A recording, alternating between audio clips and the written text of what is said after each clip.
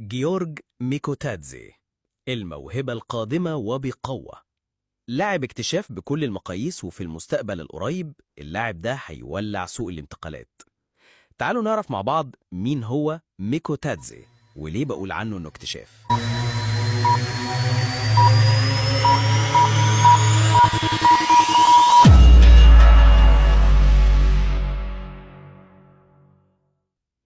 ميكوتادزي جورجي الأصل، وعلى الرغم من انه معاه الجنسية الفرنسية، ولكن ميكوتادزي اختار انه يمثل منتخب جورجيا.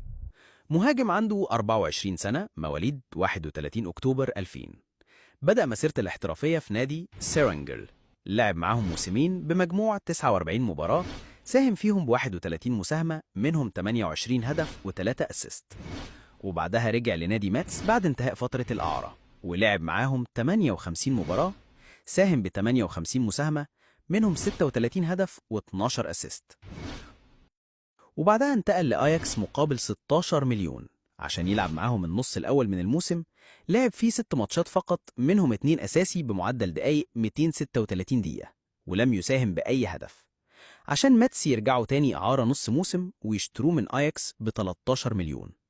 وبعد ما يرجع يتألق معاهم، يلفت أنظار كشافي ليون اللي فورا تعاقدوا مع اللاعب مقابل 18.5 مليون يورو، ويلعب معاهم 34 مباراة، منهم 13 فقط كأساسي، ويساهم ب 17 هدف، منهم 11 هدف و6 أسيست.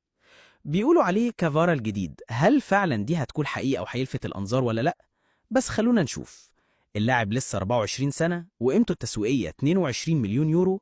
وبلاش نقارنه بجيوكريس اللي وهو في نفس العمر كان بيلعب دوري درجة تانية إنجليزي ولسه ظاهر من سنة. اللاعب ده اكتشاف، وخلونا نشوف سوق الانتقالات مخبيلنا إيه.